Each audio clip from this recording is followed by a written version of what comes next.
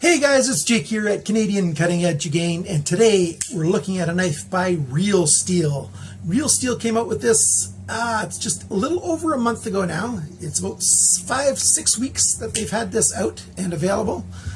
This is one of their new collaborations with Poltergeist Works. And one thing I have to say about Real Steel is they know how to choose designers to work with them. My favorite still is Ostap from Poland. I really like his designs. But these Poltergeist Works designs with Jakob, I'm not sure how to say his last name. It's one of those long names that starts with a W. Anyhow, they've got a number of knives with him, at least 4, maybe 5. A little fixed blade. Let's see, what have I got here? I got it written down. They've got a fixed blade named the Connector. They've got a knife called the Banshee. They've got a knife called the Element that's coming out right now. There's a knife called the Control, and it's rather expensive with S35 VN steel. But there's a number of these low-cost knives, $50-60 US, around that area, and this is one of those. This has got 14C28N stainless steel, and you know, it's got a cool little, well, I'll show you a close-up of that, a G10 thumb stud, if you will, or thumb pad that you flip on. And frame lock knife, so all steel on this side, G10 on this side, and it's an interesting little knife. I really like harpoon style blades, and this is an EDC size that I find very appealing. Right around 4 ounces. You know, my hands are large, bordering on extra large, and it just barely fits my hand, and so it's excellent size for carrying, you know, discreetly in my pocket without being too heavy, without being too big, and without being flashy. So let's take a good close look at the Real Steel Precision, the model number 3001, collaboration with Poltergeist Works. Stick around for the full review coming at you right now.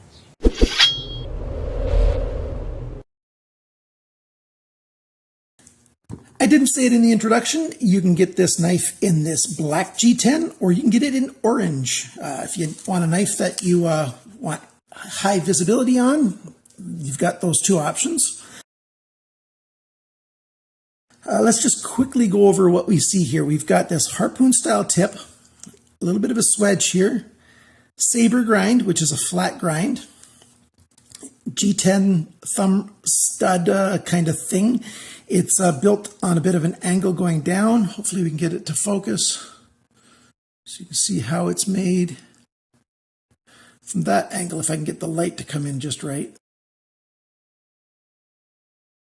Yeah, well, I can't get the light that best. I'm here at my parents' place in southwestern Ontario, so I don't have all my studio lights for July and August. Do the best with what I've got. Stonewash blade, and then we've got this G10. We've got 2 hollow pillars right here, and those are for the pivot and for the body screw at the back. Frame lock, pocket clip, a small one, but it's right side tip-up pocket clip. And then the frame lock itself, where it interfaces with the blade, is right there, and it's perfect, exactly what I want to see on a brand new knife. So it's a well-built knife, well-designed. I did slip a little bit with the screwdriver, so that little marring that you see right there, I did that. That was not from the factory. That's my mistake, so don't blame Real Steel for that. I just got the wrong size screwdriver, again, because I'm here at my parents' and I don't have all my tools here. My mistake. So there's no, there's no liner on the G10 side. It's not needed. G10 is plenty strong enough that it doesn't need to have that. We've got washers in here, and I'll show you a picture of the washers.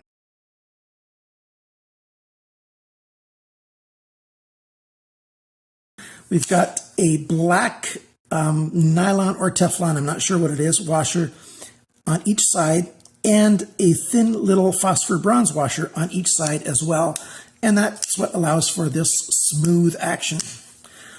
Lockup is solid, no blade play up and down side to side. Alignment when it's closed is perfect. Very good knife as far as its functionality.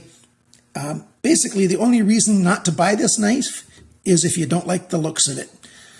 You don't want this shape or something like that. As far as the construction goes, this is a very good knife. 14C 28N stainless steel. Sandvik says that this steel can be hardened anywhere between 55 and 62. I've asked Real Steel for what number they harden it to. I also lubed it when I put it back together after taking the picture, and I accidentally squirted a little too much lube. That's why it looks wet there. That's my fault as well. We've got a nice little relief milled here for the thumb release, and it works very well. It's very easy to release that lock. No problem at all. This is a right hand only knife. Okay, now let's get to some of the specs. Cutting edge is 7.15 centimeters. That's 2.82 inches. The blade length is a tiny bit more, 7.3 centimeters, 2.87 inches. So it fits within those people who have a law that's 3 inches or less for your blades. The blade thickness, not counting this thumb stud here, is 3.05 millimeters. That's 0.12 inches. The blade depth, that's this measurement right here at the largest point, 3.13 centimeters, 1.23 inches. The thickness of the edge behind the grind, just over half a millimeter, 0.02 inches. The angle of the grind on the show side here, it's 23.2 degrees. On the working side here, the frame lock side, it was 25.4 degrees. That's one of my negatives for this knife. I prefer knives to have around a 20-degree angle for my EDC knives, 20 degrees on each side.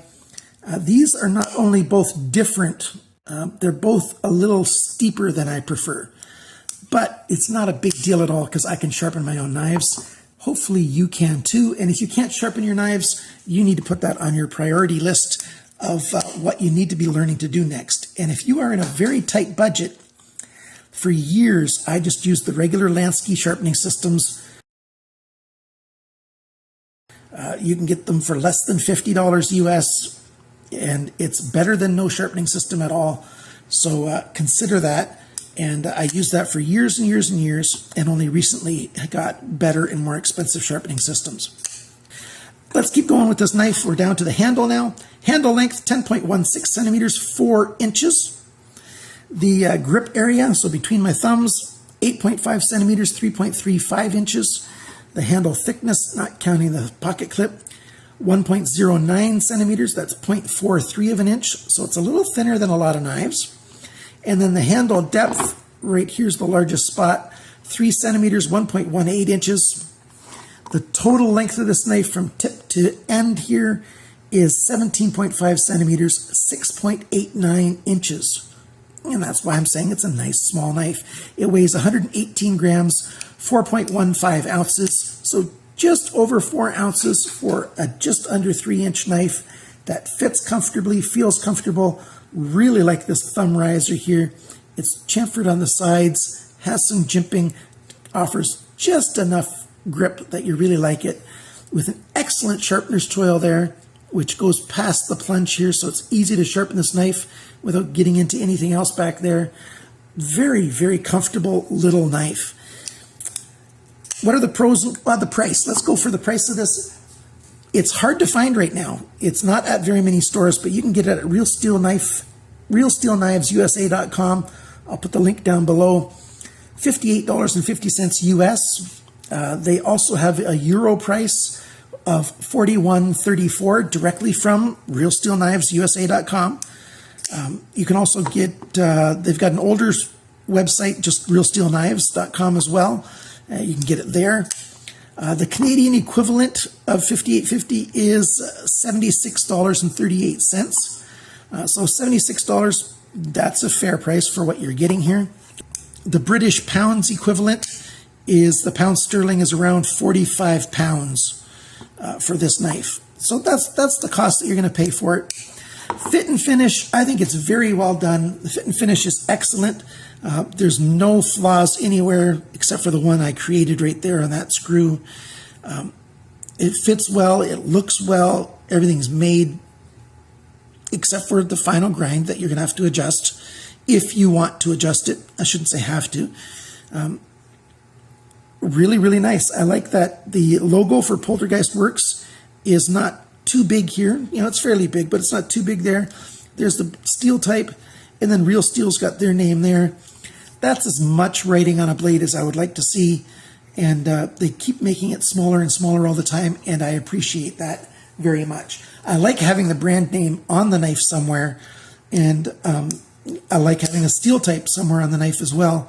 I just don't want it to be in your face, and they've done a really good job with this. Okay, so some factors here, something unique. This thumb pad here, that's somewhat unique. I really like how they've done that. The sharpener's choil here even has chamfering on it, on the edges here, so that's a little bit unique. Well designed, these unique screws that are hollow all the way through. That's really nice. So you can put a lanyard through here if you want to use a lanyard. I don't use lanyards on knives this size, generally speaking. And, you know, it's just a cool factor having a hollow pivot right there.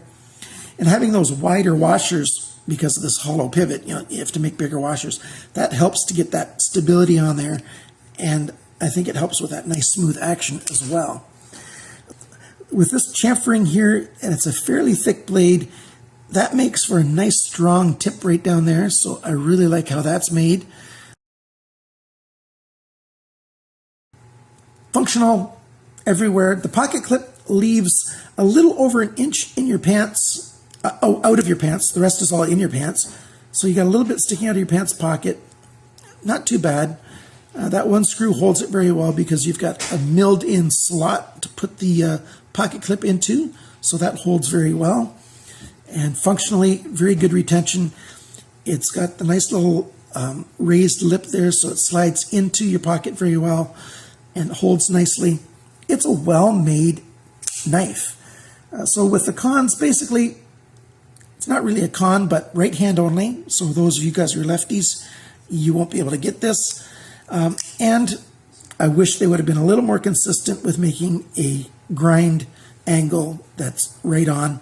The same angle on both sides would be good, and it's off by more than 2 degrees from one side to the other. So hopefully Real Steel will get that sorted out, but I have to be totally honest with what I get. Real Steel sent this knife to me to review. That's not going to stop me from being objective. I always say it the way I see it. It's just my own policy. But thank you for sending this to me. It does make it a little bit easier to review brand new items that way. So there you have it. This is the Real Steel Precision model number 3001. Again, it's available in black or orange. It's a nice ED size blade, strong knife, functional, and let's do a tiny bit of a cut test. I've got my notes right here.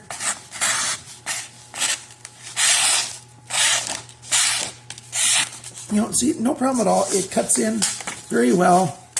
You know, so they did a good job with sharpening it like it's sharp. You know, it's just that the angle is not exactly what I wanted. So there you have it. What do you think of this knife? I won't be able to respond to all the comments down below because I'm very busy this summer, off in Southern Ontario, doing a lot of family stuff. But if you need to get in contact with me, email me at canadiancuttingedge@gmail.com and I'll get back to you. Thanks for liking, subscribing, commenting, and sharing.